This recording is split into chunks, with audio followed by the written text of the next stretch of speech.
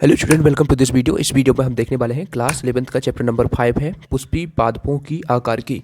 इस चैप्टर के सभी ऑब्जेक्टिव क्वेश्चन इस वीडियो में हम कवर करेंगे। जैसा कि आप सबको पता है कि सीरीज हमारी चल रही है, सभी चैप्टर्स के हम chapter wise objective question complete करते जा रहे हैं जो कि आपके एग्जाम के लिए वेरी वेरी इंपॉर्टेंट हैं।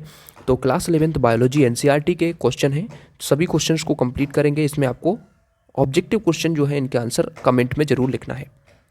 देखिए, सबसे पहले देखते हैं यहाँ पर क्वेश्चन नंबर 1 है, सही विकल्प चुनिए। सबसे पहला क्वेश्चन है, जड़ें विकसित होती हैं। जड़ें किससे विकसित होती हैं? देखिए, मूलांकुर से, प्रांकुर से, बीजपत्र से या प्रांकुचोल से। आपको पता है कि जो कोटिलेडन होता है, ठीक है, जो कोई बीज होता है जिसका कोटिलेडन होता है, ठीक है, तो उसमें मूलांकुर होता है, प्रांकुर होता है, दो भाग होते हैं। मैं आपको दिखा देता हूँ। यहाँ पर देखिएगा, इसको थोड़ा जूम कर दूँ मैं। यहाँ पर इसमें आप देख पा रहे होंगे, ये कोई कोटिलेडन है, जो चना होता है उसको कोटिलेडन है। इसमें आप देख सकते हैं दो भाग हैं, एक है रेडिकल जिसे हम मूलांकर बोलते हैं, और एक पिल्म्यूल है जिसे क्या बोलते हैं, पिल्म्यूल को प्रांकुर। ठीक है, तो इसमें जो प्रांकुर होता है इससे तना बनता है, और रेडिकल होता है इससे जड़ बनती है। ठीक है, तो याद रखना है आप लोगों को। ये यहाँ पर आप लोग देख पा रहे होंगे, जड़ें विकसित किससे होती हैं? तो जड़ें किससे विकसित होती हैं? नीचे वाले भाग यानी रेडिकल से, यानी मूलांकुर से। तो ऑप्शन आपका करेक्ट हो जाएगा। ठीक है ना। तो इसे आपको याद रखना है। अगला देखिए, मूल रोम जड़ के किस भाग में पाए जाते हैं? तो जड़ के मेचुरेशन परिपक्वन क्षेत्र जो होता है, मेचुरेशन वाला पार्ट होता है, उसमें पाए जाते हैं। तो वो ऑप्शन में है, श्वसन मूल पाई जाती है। श्वसन मूल किस में पाई जाती है? तो राइजोफोरा में श्वसन मूल पाई जाती है। राइजोफोरा में जो जो प्लांट होता है तो उसमें ऊपर की तरफ ऐसे जो जड़ें हैं वो निकली रहती हैं। ठीक है, और प्लांट ऐसे रहता है ऊपर। ठीक है, तो ये श्वसन मूलें होती हैं, ये राइजोफोरा में पाई जाती हैं। तने का रूपांतरण है। तो देखिए, इसमें आलू, हल्दी, अदरक, ये सभी हैं। ठीक है, ये तना ही है। ठीक है, अगला देखिए, पांचवा क्वेश्चन आपके सामने यहाँ पर है, निम्नलिखित में से पत्ती के भाग हैं। तो पत्ती के भाग देखिए, पर्णाधार, पर्णवृंत, मध्यसिरा, सभी। तो इसमें सभी आ जाएगा। जैसे मैं आपको दिखा दूं, पत्ती के जो भाग होते हैं, ठीक है, देखिए आप यहाँ पर देख पा रहे होंगे पत्ती की संरचना। तो इसमें आप देख रहे होंगे कि पत्ती के कौन कौन से भाग हैं। तो देखिए यहाँ पर ये है हमारा पर्ण आधार, ये पर्ण आधार है, ये पर्णवृंत है। ठीक है, जो डंठल है जिससे पत्ती जुड़ी हुई है पर्ण आधार से। और उसके बाद ये पूरा जो भाग है हमारा पर्णफलक के रूप में है। पर्णफलक में मध्यसिरा है और ये सिराएं होती हैं। ठीक है, ये मध्यसिरा होती है एक बड़ी, और उसके अंदर से कई सारी सिराएं निकलती हैं। तो इस प्रकार से पत्ती की संरचना आप लोग देख सकते हैं, ये पत्ती की संरचना है। ठीक है, तो इस ऑब्जेक्टिव क्वेश्चन में पूछा क्या गया था? इसमें पूछा गया था, निम्नलिखित में से पत्ती के भाग हैं। तो इसमें पत्ती के भाग कौन कौन से हो जाएंगे? तो देखिए, इसमें पत्ती के भाग हो जाएंगे उपरोक्त सभी। ठीक है, रिक्त स्थानों की पूर्ति करना है। रिक्त स्थान हमारे देख लेते हैं। द्विबीजपत्री पौधों की पत्तियों में खालिस्तान शिराविन्यास पाया जाता है। तो देखिए, द्विबीजपत्री जो होते हैं इनमें कौन सा शिराविन्यास पाया जाता है? इसमें जालिकावत शिराविन्यास पाया जाता है। ठीक है, जालिकावत शिराविन्यास पाया जाता है। अब जालिकावत और समांतर शिराविन्यास क्या होता है?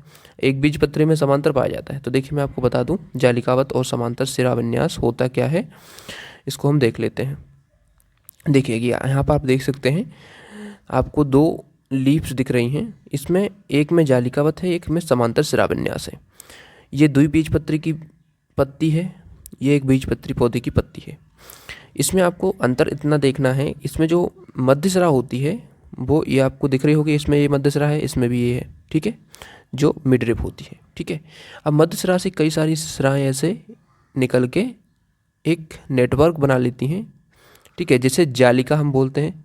ठीक है, तो ये इस प्रकार से एक नेटवर्क टाइप का बना लेती हैं। तो इस प्रकार के शिराविन्यास को रेटिकुलेट शिराविन्यास कहते हैं, रेटिकुलेट विनेशन कहते हैं।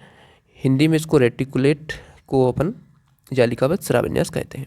पैरेलल में क्या होता है कि जो मिडरिब होती है वो ऐसी समांतर ऐसी होती है, उसके बाद जो कई सारे बीन्स निकलती हैं इसमें, इस प्रकार से समांतर होती हैं। आप देख पा रहे होंगे, इस पत्ती में आपको दिख रहा होगा।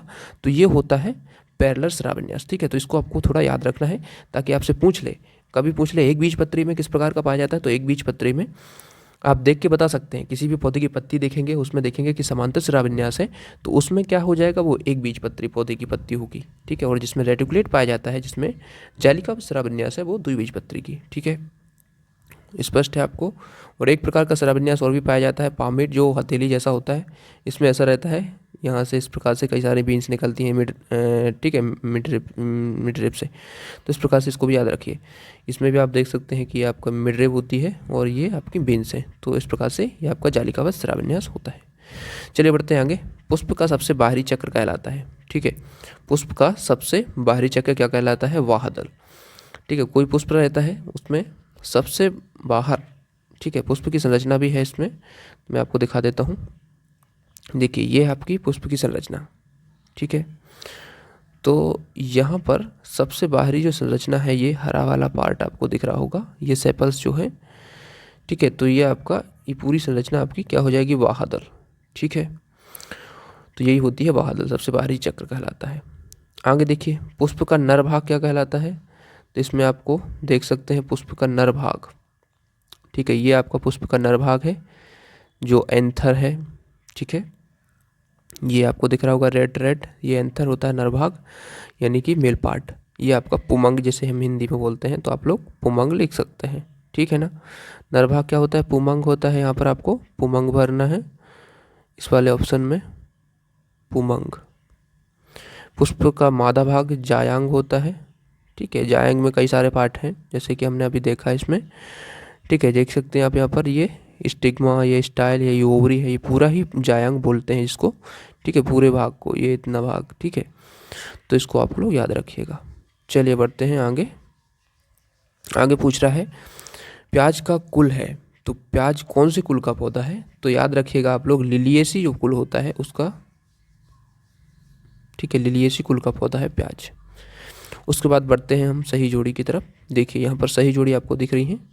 सही जोड़ी में देखिए पहला क्वेश्चन है पुतंतु। पुतंतु यानी कि पुमंग, ठीक है, क्योंकि मेल पार्ट है। वर्तिकाग्र जायांग से संबंधित है, क्योंकि फीमेल पार्ट है। जो दाल होती हैं, दालें फाबेसी कुल की सदस्य हैं। फाबेसी कुल में सभी दालें आती हैं। प्याज जो हो जाएगा आपका लिलिएसी, हमने अभी देखा। और आलू का कुल है सोलेनेसी। याद रखिएगा आप लोग, ऑब्जेक्टिव में पूछा जाता है कि आलू कौन से कुल का पौधा है, ऐसे आपको याद रखना है इनको, ठीक है। अब देखते हैं एक शब्द या वाक्य में उत्तर है। आम में फल भित्ति का कौन सा भाग खाया जाता है। आम में फल भित्ति का कौन सा भाग खाया जाता है, तो इसमें मध्य भित्ति खाई जाती है, ठीक है।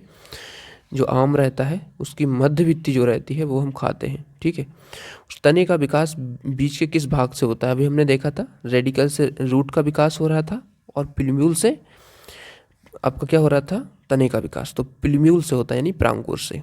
किससे होता है, प्रांकुर से। ये प्रांकुर से होता है, ठीक है। नीचे लिखा भी है। एक बीजपत्री बीज का बीजपत्र क्या कहलाता है, स्कैटोलम कहलाता है। जो आपने देखा होगा मक्का का जो पौधा होता है उसका बीजपत्र देखेंगे तो स्कैटोलम उसको बोलते हैं, एक बीजपत्री बीज का बीजपत्र, ठीक है। मटर का वानस्पतिक नाम क्या है, मटर का वानस्पतिक नाम आप सबको पता है, ठीक है, पाइसम सेटाइवम। प्याज का वानस्पतिक नाम एलियम सेपा। तो इस प्रकार से इस चैप्टर के सभी ऑब्जेक्टिव क्वेश्चन हम कंप्लीट कर चुके हैं। उम्मीद है आप सबको ये वीडियो पसंद आया होगा। वीडियो पसंद आया तो चैनल को सब्सक्राइब कर लीजिए, साथ ही बेल आइकन को प्रेस करके ऑल बटन पर सेट कर लेना, ताकि सभी वीडियोस के नोटिफिकेशन इस प्रकार से मिलते रहें। और सभी वीडियोस को देखने के लिए, सभी सीरीज के वीडियोस को देखने के लिए, सभी ऑब्जेक्टिव क्वेश्चन हर चैप्टर के देखने के लिए आप लोग प्लेलिस्ट को विजिट जरूर कीजिएगा। Thanks for watching.